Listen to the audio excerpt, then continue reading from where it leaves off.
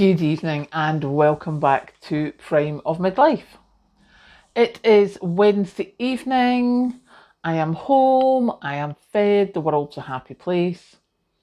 And this evening I am talking about economies of scale or lack thereof.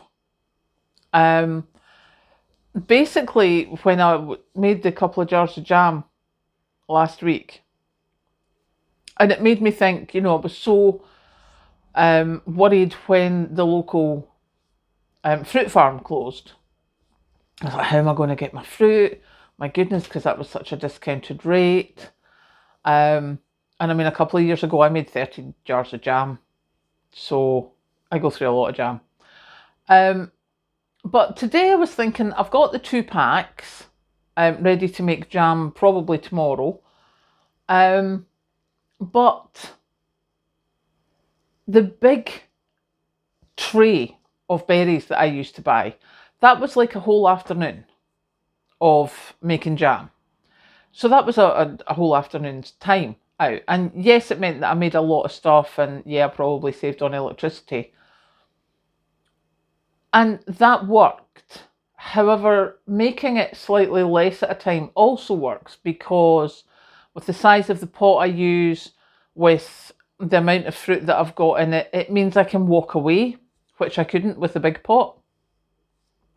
So that was one thing. It's like, actually, for the pennies per jar difference that it'll make, I'm as well just getting a couple of bits of fruit when they're on offer. Again, not necessarily yellow sticker, but when they're on offer. So then today we were talking about buying different things, and one of my colleagues uses Who Gives a Crap for their toilet roll and stuff. And I was like, well, that comes from the other side of the world, so I'm not doing that. But seemingly we have a UK version now. So I went and looked, and you can do the subscription that's every 2 months, 3 months, whatever. So I was like, okay, let's see if that does make a difference. So I haven't worked it out yet. But it made me think as well of the amount of things that I bought when I first started prepping. And it was always get the biggest you can. Get the biggest you can so that you've got loads. You can decant it down if you have to. But buy big. And for some things, that's worth it. I'm looking at my washing powder just now. We go through quite a lot of washing powder and stuff. So it's not worth my while buying the small boxes. I can buy the big boxes of them. However, it's not worth my while buying a huge 25k bag of flour, which I could get at the cash and carry and would be a lot cheaper than the smaller bags. But for when I would use it, which is not often enough to have a 25k bag. So that means that's the sort of thing I want to be looking at for offers. Things like sugar. I don't want a 25k bag. So again, that means we're looking at offers.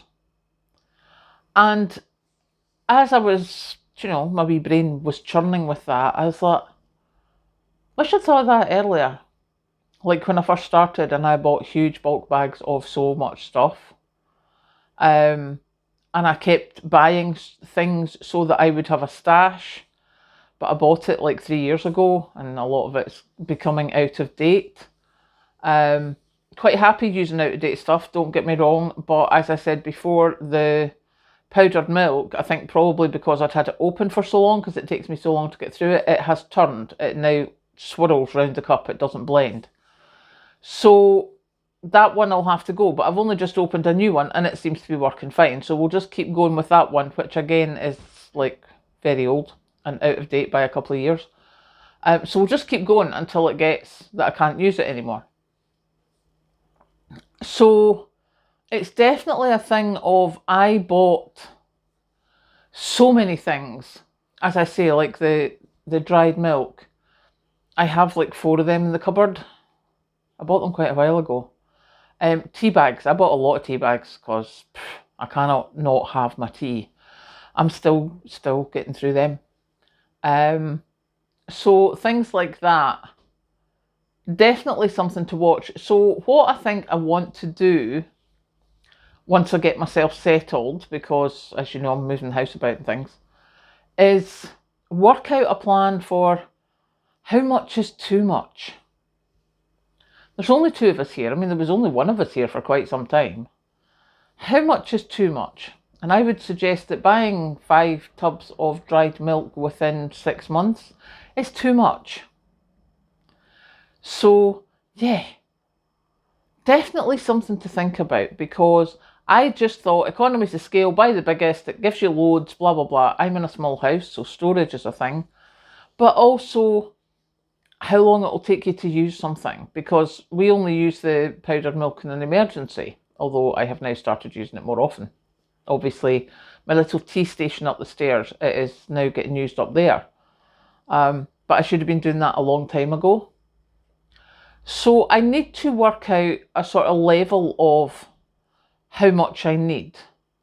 Like for me, I buy the toilet rolls in the packs of 16 or 24. And I like to have 2 of those in each bathroom, because we have a downstairs toilet and an upstairs bathroom. So I like to have 2 of them in each room. They get used at different levels, but it means that I have time to restock once we get there. Things like that washing powder. I bought the really, really big box, which we used the box until the last few inches at the bottom, and it's now in a Tupperware container. But how much do I need? Because the spare for the washing powder is actually, we bought washing liquid this time. You know, and washing up liquid for the dishes. How much? How many dishwasher tablets do I need to have stashed so that I've got, you know, from payday to payday at least, before I have to buy stuff? So yeah, I'm going to actually start looking at how often I use things, how many I need to stash, how much space it takes up, and see how I get on. So yeah. Any suggestions on how to measure these things or such stuff like that, then please do let me know. Catch you later.